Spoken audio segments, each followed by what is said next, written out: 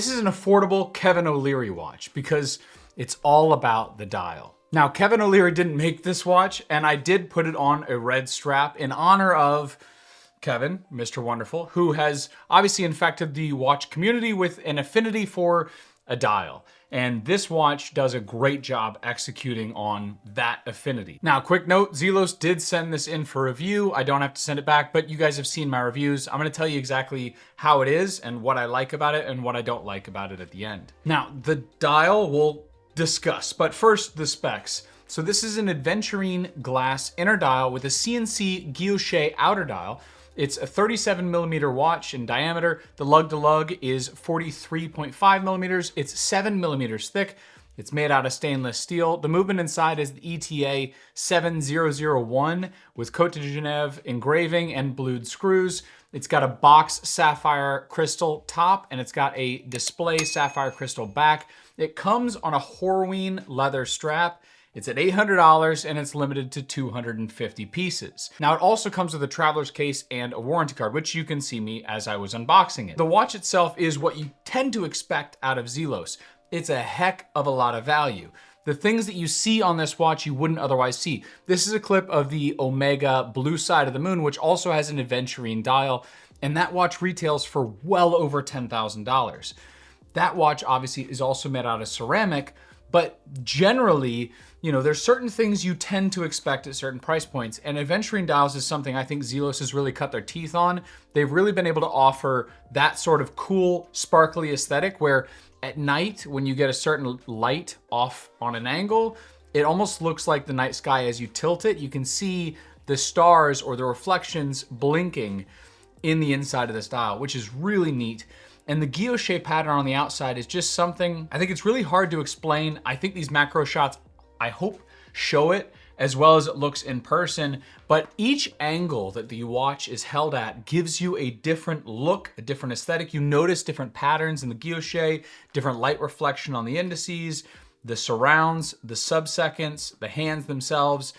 You notice different things about this watch, and I think there are 3 different reasons in my mind to buy a watch. One of those is for people around you, for them to see you differently. You know, maybe you want to express that you're not like everyone else wearing a Rolex, and so you wear micro brands, for example. The second reason is for the way it makes you feel, and that's certainly something I get with this Cartier Tank Americaine, because this feels, when I wear it, very Art Deco. It feels like it's out of the wrong era, and it makes me feel as though I live in a different time than I do now, which is best encapsulated in that watch.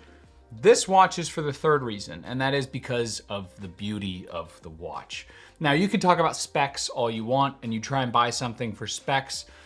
I don't know that that's necessarily the best reason to buy a watch, which is why I'm not including it in that list. But this watch, I think, does a great job in multiple different avenues that for $800, it frankly surprises me. I do still have some major gripes with the watch, but the general fit and finish, it feels like it has a good weight to it. The watch itself has these different little recesses here at the tops of these lugs where it looks like the CNC is dropped back down in to give us a small bevel where it cuts in on the edge of the side of the case, which is, I think, a nice little touch. You've got a 2-step bezel here where it's flat, it drops at a chamfer on the side, and then it cuts down from there.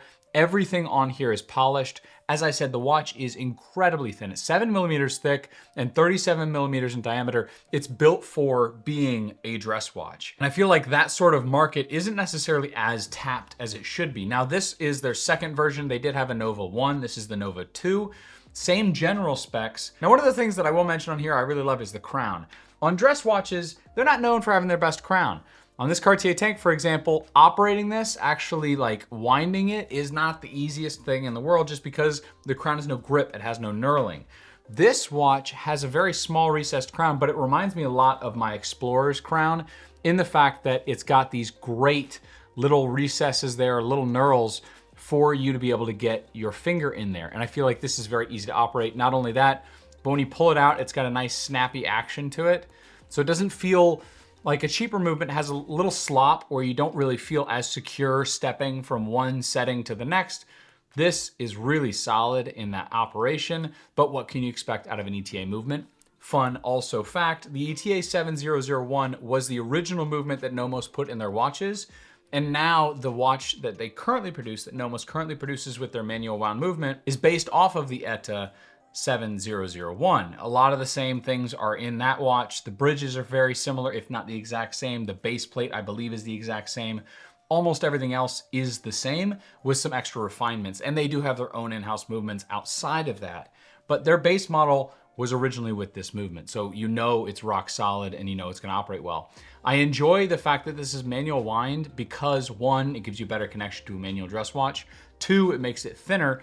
But 3, it gives you a better look of the back of the watch. I feel like this is the sort of thing where, again, if you're getting into watches for the first time, or especially a dress watch, presenting a watch with a rotor that kind of obscures everything and spins around isn't as appealing in my mind as something like this. My last thing I really like is the fact that Zelos has made their name so small. I feel like a lot of brands will be so focused on making their brand prominent that they take away from the general layout and design of the watch. They could have put it, I think, at the normal location, just under the 12 marker, but I like the fact that this almost looks like an unbranded watch because the Z is at the very bottom. It almost puts their brand second to the overall layout and design of the watch, which I think is cool. So that leads me to what I don't like. I think the strap that it originally came on was a little too long. Even for my wrist, it's a 6 3/4 inch wrist. It's not the biggest in the world, but it's not the smallest. It felt like it was sized for an 8-inch wrist, like it was a big strap, and there was no taper to it. So it just felt wrong for a dress watch, in my opinion. So I will use it on other watches, just not on this one. I think this needs a little bit more tapered, a little bit more dressy strap. The dial, I think, is basically illegible at certain angles. This certainly because of the way that it's designed with the fact that the guilloche reflects, or the guilloche pattern on the exterior reflects, and the fact that these applied indices don't have any white paint on them means that at certain times, everything kind of blends together in a sea of blue. It still looks cool, but I can't tell what time it is. So kind of an important part to have in a watch normally, but one of those things that I don't always have the best time telling. Certain angles though, it's very easy to read. Other angles, it's almost impossible to read. You're kind of guessing, or you have to keep moving your hand until you find the right reflection to then be able to read the time. That is something to note. I think legibility is not your first concern if you're even interested in this watch. You're looking for something that's unique, something that's different, something that would be fun to wear with a suit and slide under a cuff that will be a conversation starter if someone else is into watches. I think this is squarely in the camp of you're only buying this because of the beauty of the watch, because of the fact that you get a guilloche pattern dial, you get an aventurine dial at the same time, you get a sub-second, you get a slim watch that's gonna operate reasonably well for a very long time, given that it's an ETA movement and you can very easily service. You get a great case architecture, slim, comfortable, wearable. I could very easily forget that I'm wearing this at all, and it has a crown that I can operate. You know, it's just value packed with a really cool looking dial. That is the Zelos Aventurine dial here in their Nova 2. If you're interested in it, they're on pre-order that's releasing soon. You can see the date and all the details in the description below. Other than that, if you have any thoughts about Zelos or this watch in particular, leave them in the comments below, and I'll see you in the next one. Take care.